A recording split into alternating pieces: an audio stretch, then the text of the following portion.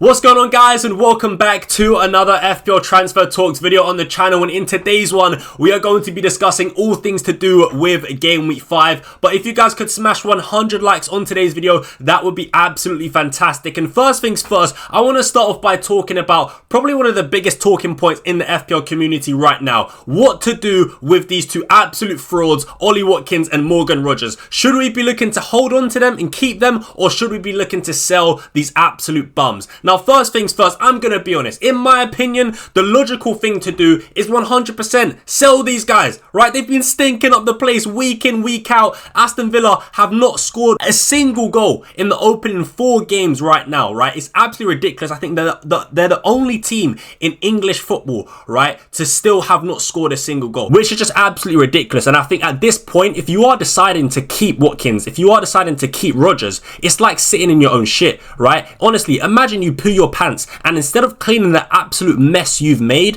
you decide to continue sitting in your own shit. That's what it's like by keeping Watkins and Rogers, man. Honestly, we've made an absolute mess. We've shut our pants, but now, guys, it's time to clean the mess you've made. It's simple as that. That's the best way I can describe it, man, because I also think, right, no matter what direction you look at, all the underlying metrics point to Aston Villa being a disaster of a football club right now, right? On the pitch, they stink. When you look at the expected goals, for example, they're one of the worst teams for expected goals. Only Wolves have worse underlying data for expected goals, right? You can see Wolves have racked up 2.63 expected goals so far this season. Aston Villa are the second worst with 3.07 expected goals. When you look at the expected goals conceded, once again, Aston Villa, the second worst team in the league for expected goals conceded, right? Only Burnley have a worse expected goals conceded. So you can see here, no matter what road you go down, no matter what direction you look in, Aston Villa are a stinky team, right? All the underlying data metrics also point to them being awful. Even the eye test as well points to Aston Villa being awful. And Emery right now, I don't really know what he's doing with the Aston Villa team. I really don't. His team selections are looking really poor at the moment. And as I said, Aston Villa right now are just terrible, right? So for me, the logical thing to do is 100% sell Ollie Watkins and sell Morgan Rogers. Even with the fixtures coming up, Sunderland away, Fulham at home and Burnley at home in the next 3. That is the logical thing to do. Now, even though I'm saying all of this, guys, I'm going to be honest, as someone who does own Watkins, as someone who does own Morgan Rogers, I'm still someone who is going to continue sitting in their own shit. I'm going to be honest, I'm going to keep Watkins, I'm going to keep Morgan Rogers, and I know it's the illogical thing to do, it's not the right thing to do, right? And I should probably be selling Watkins, I should probably be selling Rogers, but right now I feel like because it's got so bad, and I've had them since game week 1, surely it can't get any worse. Like, I know they've not scored a goal in the Premier League at the moment, but surely at some point they've got to score, and that's the flip side of the argument I'm going to paint towards you guys, right? This is the other side of the argument now I'm making for keeping Watkins and for keeping Rogers, even though, as I said, it's probably not the logical thing to do. But the flip side of it is, right, at some point Aston Villa have to score, bro. It can't get any worse than this, guys. Surely not. If it does, we're reaching sort of record-breaking territory, right? Where, you know, a team, I mean, I don't know what the record is for the longest amount of games for a team without scoring a goal, but surely this Aston Villa team, right, have to score at some point. That's what I personally think, and at the end of the day, I am sort of just clinging onto hope at this point and clinging onto the fixtures, right? Sunderland away, Fulham at home, Burnley at home in the next 3. For me, I think if you've made it this far, holding on to Morgan Rogers and Ollie Watkins, if you've made it this far, I think at the moment, right, you could potentially just ride it out. You could potentially just ride it out, play them against Sunderland, Fulham and Burnley, because on paper, these 3 fixtures aren't too bad at all. I know Sunderland away from home probably isn't as good as it seems because they have proved quite difficult, right, to play against and to score goals against, especially when they're at home. But ultimately, I still think, right, for the next 3 games, if there's a time where Aston Villa are going to score, surely now it's in one of these 3 games, and that's the only argument I can paint for sort of keeping Ollie Watkins and Rogers. And I think at the moment, I spoke about this in my transfer plans video, guys, but ultimately what I'm personally experiencing right now is sunk cost fallacy, right? And if you guys don't know what sunk cost fallacy is, I spoke about it a little bit on stream, but I'll explain here, right? As you guys can see, the definition of sunk cost fallacy is the phenomenon whereby a person is reluctant to abandon a strategy or course of action because they have invested heavily in it, even when it is clear that abandonment would be more beneficial. right? And this is what I'm experiencing right now, and I think this is what a lot of FPL managers are experiencing right now with Morgan Rogers and with Ollie Watkins. We've invested so much into these two FPL assets. We've had them since game week 1, right? And they've stunk out the place week in, week out. But because we've had them from the very beginning, we almost don't want to get rid of these players because almost a fear of them sort of doing well, number one, if we do get rid of them, but also because we've had them for so long and we've been there during their downfall that we almost just want to keep them, right, in hope that we sort of get that rise and get their FPL points eventually, because we've had them from the very beginning. That's almost what it's like, and that's almost what we're experiencing at the moment. But yeah, man, it's absolutely ridiculous how bad Aston Villa have been. Please, guys, let me know down below in the comments, right, what are you going to do with Watkins? What are you going to do with Rogers? Are you keeping or are you selling? Please, guys, let me know down below in the comments. I'd love to know your thoughts and feelings on this situation because it is just ridiculous. For a team like Aston Villa, right, to not score in the opening 4 games is just ridiculous. But yeah, I'm going to stop the waffling. Let me know down below in the comments, what are you doing with these two players? All right, guys, so let's move on and let's have a discussion about some of these forwards and sort of my thoughts and feelings on these players. First things first, as you guys can see, we've got Victor GYOKERES here. I like him as a pick. Simple as that. If you are looking to sell Ollie Watkins, for example, and you need a replacement, I definitely would look to bring in Victor GYOKERES. Some people might argue that this week is not the best entry point for Victor GYOKERES because he's playing against Man City at home, but honestly, I disagree. I think this is a perfectly fine entry point to bring in a player like Victor GYOKERES. I think that this game for Arsenal against Man City at home is really, really good for the attackers, man. I think the Man City defense is still very, very weak. Even in the last game where Manchester United absolutely, like, we got battered, right? Man City destroyed us 100%. But even in the last game for Man City where they played Man United, even though we lost 3-0, we still did create quite a few chances in that game. So I just don't really trust the Man City defense. I think Man City right now are very vulnerable. They're very open, especially on transition. They leave gaps and spaces in behind. And I think a player like Victor GYOKERES will thrive playing against that Man City defense. I think Victor GYOKERES is a player that loves, you know, to run into space. He thrives on that transitional sort of style of play. And I think this game has the potential to be a transitional type of game for the Arsenal attackers. So I think GYOKERES will do well in this game. And I think this is a perfectly fine entry point to bring in a player like Victor GYOKERES. So yeah, I would have no issues bringing in GYOKERES this week. Listen, let's move on to Nick Voltamolde. Sorry if I did pronounce that name wrong. My apologies, guys. But yeah, we do have Voltamolde, and I actually do like him as an option. I do like him as an option. Number one, what I want to bring up is Yohan Wissa, right? It does look like he does have an injury and he could potentially be out for like 4 or 5 weeks, I do believe, which does mean Voltamolde could be really, really good for starts, even with Champions League football coming into play. I think he could be good for minutes, which does make him more appealing as an FPL option, in my opinion. He's obviously scored on his debut against Wolves. It was a really, really nice header. He didn't necessarily have a lot of chances in that game. I think the header he scored was pretty much his only goal-scoring opportunity in that game, but he was clinical, which is positive, and it's what you want to see. So I think Voltamolde at the price of 7 million could be a potential decent option, even with European football. Because I think the fixtures actually aren't too bad for Newcastle, to be honest with you. I think Bournemouth away is actually quite tough this season, then Arsenal at home. So I think you don't have to rush to bring in Voltamolde, because I think in Game Week 5 and Game Week 6, you could argue these two fixtures are quite tough. Bournemouth away, Arsenal at home. But then after that, in Game Week 7, where he's got Forest at home, who now have Ange, probably going to be a lot weaker defensively. Then Brighton, Fulham, West Ham, Brentford, City at home, Everton away, then Spurs at home, then Burnley and Sunderland. I look at the long-term fixtures and I don't mind it at all. And obviously, the further we get down, to like Game Week 10, 11, 12, you'd assume that, Yohan Wissa is probably back from injury. But ultimately, even if, Voltamolde can, play the Nottingham Forest, Brighton, Fulham, West Ham games, I like him as a pick. So yeah, I think there's no rush to get him in now, but definitely someone to just sort of keep an eye on, see how he fits into this Newcastle team, see how he fits into this Newcastle system, and then maybe you can make a decision further on down the line. But I would definitely say he's ones to watch.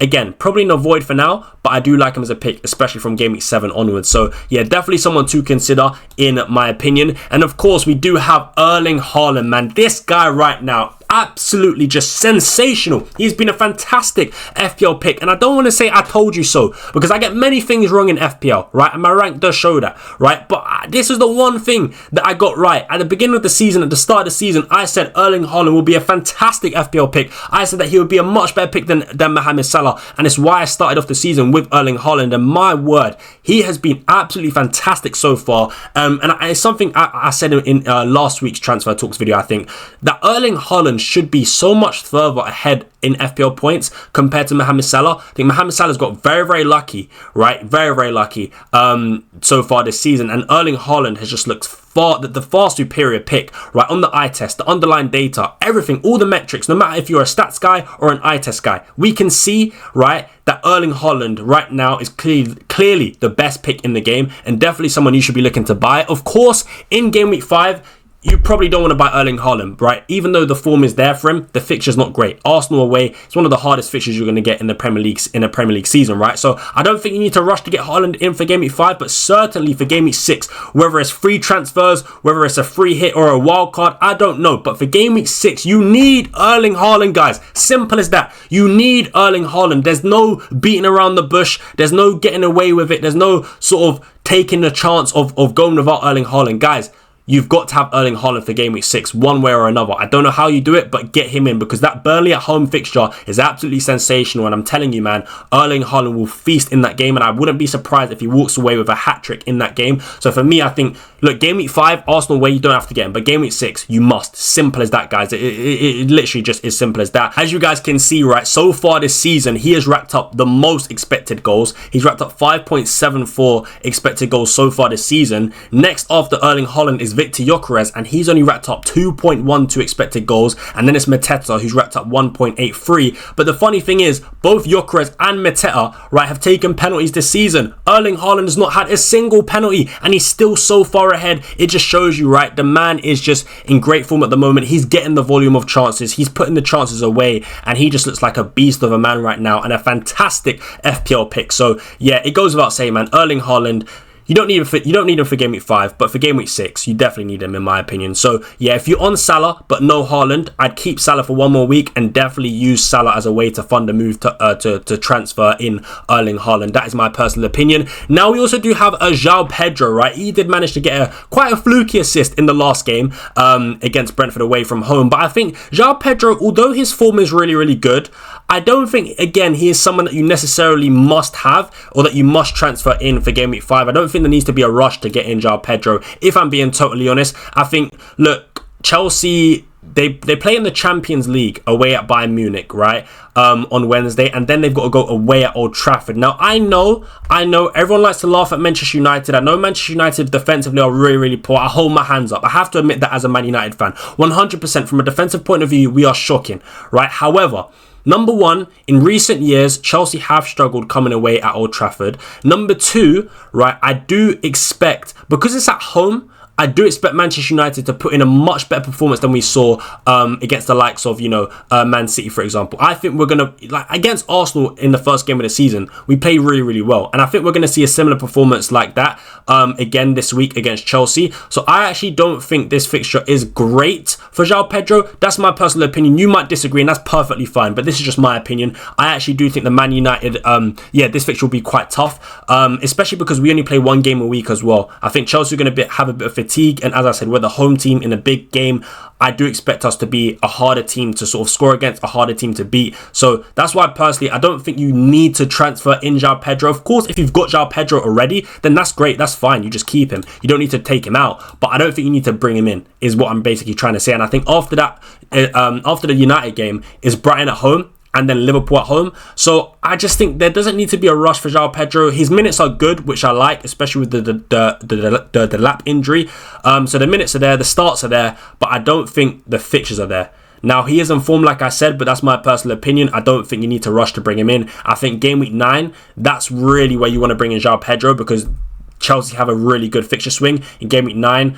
They got Sunderland, Spurs, Wolves, then Burnley. So yeah, from Game Week 9 onwards, that's more sort of the period I'd be looking to bring in João Pedro. That's just my personal opinion. Let me know what you do think of that down below in the comments. But let's talk about Chris Wood as well, man. I think there's a lot of people right now that are considering actually selling Chris Wood. Me personally, if you've already got Chris Wood, I definitely wouldn't be selling him. Again, I'm someone who does have Chris Wood, but I think the best thing to do, in my opinion, is just to remain patient. efficient, man. I think there is potential for massive points here with Chris Wood in the next 2 games. Burnley away, Sunderland at home. Very, very nice fixtures on paper. For me, it just doesn't make sense getting rid of a sort of a Nottingham Forest attacker, playing in the Ange Postecoglou system, playing against Burnley and Sunderland. It doesn't make sense for me personally. I think you just keep him. Now we have Evanilson here. I like him as a pick. I like Bournemouth as a team. I think so far they've started off the season really, really strong. So I like Evanilson as a pick, to be honest with you. In terms of the entry point, Newcastle at home, not the best. However, what I will say is Newcastle do play against Barcelona on Thursday, right? In the Champions League at home. So you could make an argument that they will be fatigued after playing in the Champions League on Thursday. But what I will say is that so far this season, the Newcastle defence has been really, really strong, right? They're one of the best defences in the Premier League so far this season. So that's why I just think overall it's probably not the best entry point to bring in Evanilson. But you could make the argument, you know, that because Newcastle playing Champions League, that might weaken their defensive performance. But ultimately, as I said, they are still one of the best defenses. So yeah, overall though, in terms of like the long term, I like Evanilson as a pick because after that it's Leeds away, right, and then Fulham at home. And then after the Fulham game, I think it's a game against Crystal Palace away and Nottingham Forest at home. So I think long term the fixtures are pretty much there for Bournemouth, and I think so far this season they've started off so well. So yeah, I like Evanilson as a pick, man. I would definitely consider buying. And then big boy Jean-Philippe Mateta. He blanked in the last game against Sunderland at home. Really underwhelming. Had like a couple of chances, one big chance and then a couple of half chances. I think he really should have scored in that game. But I think with Mateta, if you have him, you hold him. If you don't have him, again, I don't really think you need to buy him. Because right now, you know, Crystal Palace do have injuries, number one, and number two, that, you know, they're going to start their European journey soon. So I think, you know, fatigue could really affect them. And I don't think they have a massive squad of quality, to be honest with you guys. So I think European football will definitely hurt sort of Crystal Palace, in my opinion. And the fixtures are a bit hit and miss, which is why I think if you don't have Jean-Philippe Mateta, I don't think I'd be buying him, to be honest with you, because again, like I said, the fixtures are hit and miss. You've got West Ham away in Gameweek 5, which is quite decent, but then it's Liverpool at home, then it's Everton away, which isn't too bad, and then it's Bournemouth at home, which is pretty tough, and then after the Bournemouth game, it actually is Arsenal away from home. So yeah, I think the fixtures are a bit hit and miss right now with Crystal Palace, and with European football in there, I just don't know how good they'll be. Obviously, they've got Sarr coming back from injury, Wharton potentially coming back from injury. So yeah, that could help them a little bit, but overall, I would probably say right now, avoid big boy Jean-Philippe Mateta, to be honest with you. That is just my honest opinion. Alright guys, so let's move on to some midfielders, and we're going to start things off talking about Anton Semenyo. The man is in red hot form right now, and definitely a player that you want to be looking to buy. I think it goes without saying, I think every FPL manager on planet Earth right now knows that Anton Semenyo has got to be one of the players you've got to be considering to buy, right? He's had an amazing start to the season, 3 goals, 2 assists, looking really, really good. He's getting the chances. His underlying data is really good. You can see there, you know, he's got 0.72 expected goal involvement per 90, which is absolutely sensational, right? So he's had an amazing start, and currently while Cliver is out, he's also on penalties. We know he's going to start every game. We know he's going to get 90 minutes. I mean, he is right now just the perfect FPL asset. I'm going to be honest, he is the perfect FPL asset right now, coming in at the price of 7.5 million. He continues to just shoot up in price. So I would say if you are someone that's, you know, impatient and you want to get rid of Morgan Rogers, for example, because like I said, he's been stinking up the place, and you want to replace Morgan Rogers, Anton Semenyo has got to be one of the players you are looking to buy. So yeah, I like him as a pick. It's just a long, like, Semenyo genuinely is a player that once you bring him in, I don't think you ever need to take him out, because I think he can play in any fixture, even a game against Man City or Liverpool, right? We even saw him score 2 goals against Liverpool, right? Away at Anfield. So I think even, you know, when he plays against teams like City or Arsenal, he can score in those games. He really can, because he is just a good player in great form and playing in a good Bournemouth team. So I like Semenyo, and I'm pretty sure all of you watching this video also like him as a pick. So definitely someone to consider buying this week. So yeah, listen, let's move on though, and let's have a discussion about Cole Palmer, because he actually did come off the bench in the last game against Brentford and managed to score. Now, would I be looking to buy Cole Palmer? I'm going to be honest, the answer is no, right? I said no to João Pedro, and I'm also going to say no to Cole Palmer. I don't really think, as I said, you need to rush, you know, making a transfer to bring in Cole Palmer. Number one, right, I think because he's just coming back from injury, his minutes are probably going to be managed a little bit more than usual, and because of Champions League football as well, you know, with Chelsea playing against Bayern and then at Old Trafford, I think we could potentially see some managed minutes for Cole Palmer. So that's one reason why I wouldn't bring in. But also, like I said, the fixtures I don't think are amazing amazing for Cole Palmer. I don't think this is necessarily the best entry point. I don't necessarily think this is the right time to be buying Cole Palmer. So for me, even though he looked really, really good when he came on, which is positive for Chelsea, I don't think we need to rush to bring in Cole Palmer. For now, I'd probably say he's in a void. That's my personal opinion. Now let's move on to Florian Wirtz, man. This guy, I can't lie, he's got to be the biggest fraud in FPL right now. I said it in my reaction video, but my lord, the amount of FPL managers that were shaking their bum for Florian Wirtz in pre-season, talking about how he could be a game breaker, talking about how he could be one of the most underpriced players in the game. My word, this guy, he scammed everyone, right? He scammed everyone. And I'll tell you something, I've personally had a pretty poor start to the season, but one of the good decisions I made was not following the crowd and not picking Florian Wirtz, because he has stunk out the place week in, week out. The underlying data is poor, but also on the eye test, he looks really, really bad. It's simple as that. So for me, I'm going to be honest, right? Sell him. Sell him. I know he's got a good fixture against Everton at home, and you could say, all right, one last chance, but honestly, I can't blame you if you want to sell Florian Wirtz, because he doesn't look good. He's not creating chances. He's not getting into good goal scoring positions. He just looks absolutely like just a terrible FPL pick, right? A terrible FPL pick. So for me, I'm not going to lie, if I had Florian Wirtz, I probably would be looking to sell. I'm going to be honest, I think I would be looking to sell, but then again, at the same time, I did say, you know, I'm keeping Watkins, I'm keeping Rodgers, so maybe I wouldn't sell him, but I do think the logical thing to do, right? I do think the logical thing to do is sell Florian Wirtz, even though he's got Everton next, because I just think he just looks so bad. Let's talk about Phil Foden, right? Because Phil Foden now, it looks like he could be potentially back in the mix, back in the fold, and a potential option to buy. Now, first things first, of course, I wouldn't buy him for Game Week 5, right? Because it's Arsenal away, which is a tough fixture. But from Game Week 6 onwards, Man City do have pretty decent fixtures. So we've seen Phil Foden now get good minutes against Manchester United, get a goal in his first start of the season. With the injuries that Man City do have, I do think there is potential there for Phil Foden to be a good FPL pick. And I do think Game Week 6 could be the time where you could possibly look at buying Phil Foden. Now, the one thing I want to say is Pep Roulette. Right, Pep Roulette is still certainly a thing, even with some injuries that Man City do have. You just never know with that man, right? You never know. And of course, with Champions League and Carabao Cup football coming into play, there is potential, you know, that again, players get rotated. So I think with Phil Foden, it would be risky to bring him in Game Week 6, but it could be one of the best differentials in the game. That's all I could say. If you're a player that sort of likes to play on the edge and likes to take a couple of gambles, I think Phil Foden against Burnley at home, it is a great potential, fixture for Phil Foden. Now, we also do have Eberechi Eze. He managed to get a start in the last game against Forest and also get an assist in the last game. So, is he someone that we should be looking to buy? Well, for me, at the moment, I would say I'm not too sure. I would say he's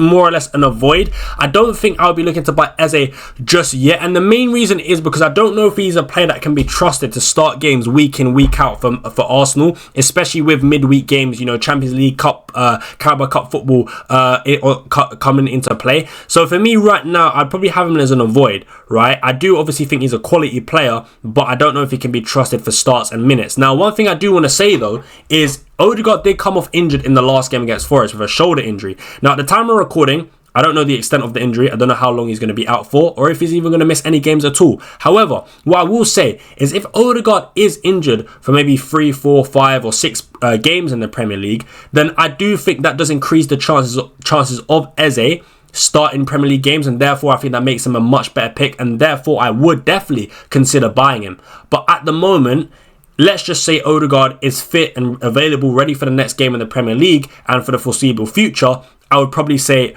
avoid Eze, because then the chances are that Eze will be used more or less as a left winger, and therefore I think he'll be rotated with Martinelli and also subbed off in games for Martinelli. I mean, in the last game against Forest, we saw him subbed off in the 78th minute. So yeah, for me with Eze, I think right now let's just avoid him and let's wait and see what the situation is with his minutes. Is he a consistent starter? That's really the only doubt I've got. Moving on, we do have Ilman and Dye.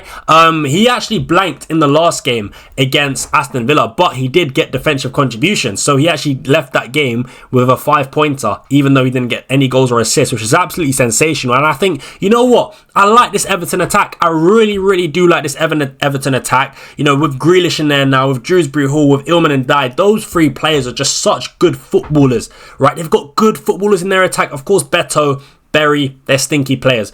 But those three, Ndiaye, Grealish, Dewsbury Hall, I love as footballers, and I think they've made the Everton attack so much better. And I actually look at Everton now as a really good attacking team. I really do, and I like Ndiaye. And what I like about Ndiaye is that we know he's going to start, of course. We know he's going to get 90 minutes, but also he's on penalties and really good for defensive contributions. Like, honestly, I think Ndiaye has got it all. He's got it all, right? Starts, minutes, pens, good for defensive contributions, good goal threat. Now that sort of, he's playing in a much better team. What I will say is, of course, Game Week 5 isn't the best entry point because Everton do play against Liverpool at home. Of course, that's a tough game. So again, it's probably not a player that you want to buy now for Game Week 5. But after Game Week 5, I think they play against West Ham at home, which is a very, very nice fixture for an attacker. So yeah, I would say Iliman Ndiaye, again, probably someone you should buy for Game Week 6, but I like him as a pick. Of course, if you don't want to go for Iliman Ndiaye, you can go for Grealish as well. I like him. Or if you need a cheaper option, I like Dewsbury Hall. I actually do like all three. But if I was to rank all three,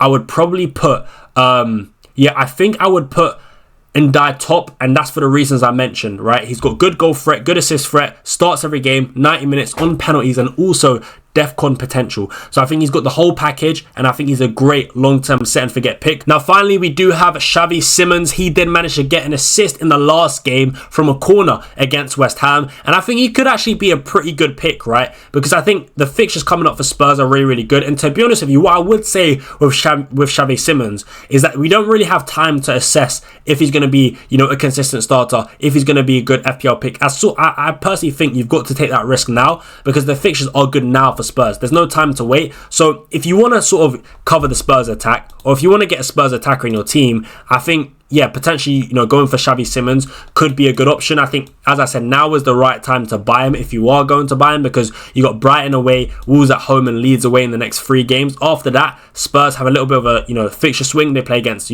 Aston Villa at home. Now, to be fair, based off current form, that Aston Villa game is completely fine. But after that, it's Everton away, Chelsea, United, Arsenal. So you can see here, game weeks 10, 11, 12, and arguably game week 9 is, kind of a difficult game for Spurs. So I would say now is the right time to buy Xavi Simons. I don't think we have really time to assess whether or not he'll be a good FPL pick. So it is a gamble pick. It is a gamble pick. In terms of, who to go for, Xavi Simons or Mohamed Kudus, I would say Kudus is the safer pick, right? I would say Kudus is the safer pick because we know he's going to start. We know he's going to get minutes. Of course, Kudus hasn't been the most, amazing FPL pick. His goal threat right now is looking pretty poor. Although he did have a chance to score against West Ham. But overall, so far, over the course of the season, Mohamed Kudus, his goal threat has been relatively bad, right? However, I think we know what we can get from Mohamed Kudus. His assist potential is decent, and we know he's going to start. We know he's going to get good minutes. Whereas I guess the same can't really be said for Xavi Simons. I do predict that he'll get good starts and good minutes, but as I said, it's all just unknown, right? There is no,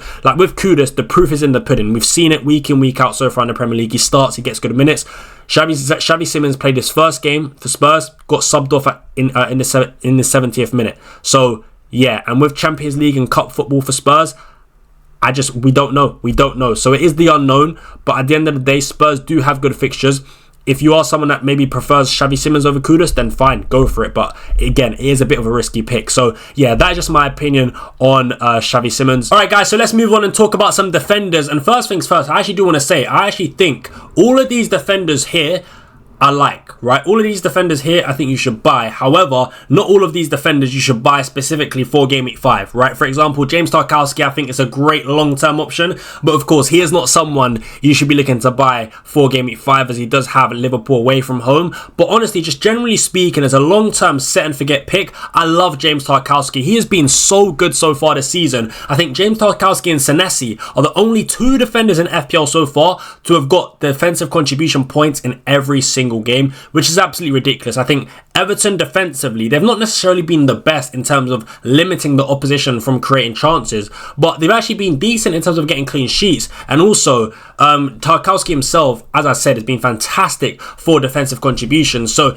yeah, for me, I actually think James Tarkowski is a player where you can just you know, put in your team and leave him forever and play him in any type of game, because I think even in games where Everton do concede, he'll still rack up defensive contribution points, and that just makes him such a good FPL pick in my opinion. And of course, you know, he's got the threat from set pieces as well. So yeah, I think James Tarkowski is great. Obviously for game week 5, I would avoid him because he's got Liverpool away, but generally speaking, as a long-term set and forget pick, I really do like him. The same thing kind of goes for Gabriel and Timber in a different sense, but same sort of thing where I think long term Gabriel and Timber are really good. Would I buy them for game week 5? Of course not. You know, they got Man City at home and then Newcastle away in the next 2, so I don't think now is the right time to buy them. Now, what I would say is game week 7 is definitely the time to buy these Arsenal players, but also with Arsenal players, you're not really getting points from defensive contributions. What you're getting points from is clean sheets. Arsenal are just simply up there with the best defense in the league, right? And they will get clean sheets, and that's where you're going to get points from. I wouldn't really be expecting defensive contribution points from players like Gabriel and Timber.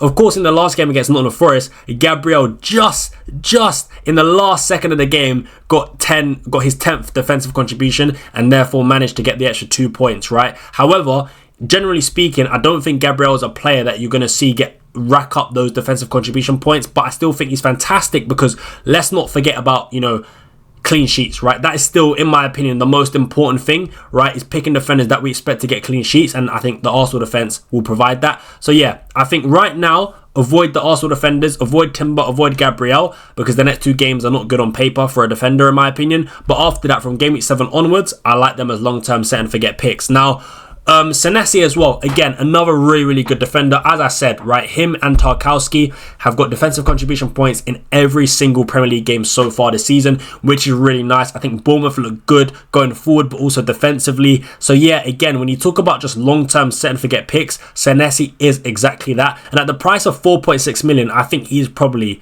the best player at that price point for a defender. So yeah, I like him a lot. Of course, you know, when you look at the fixtures for Bournemouth, Newcastle at home, I don't actually mind it too bad. I don't think it's the worst entry point, if I'm being totally honest. I mean, you're talking about a leggy Newcastle who would have just played in the Champions League against Barcelona. I don't mind it. I don't think Newcastle have been the most amazing attacking team, really. So yeah, if you are looking for a defender this week, I think Senesi isn't a bad shout at all. And then after that, it's Leeds away, who have been really shocking from an attacking point of view, and then Fulham at home. So I actually think the fixtures for a defender for the Bournemouth defense is actually pretty decent. So yeah, I would say Senesi is definitely someone to consider buying this week.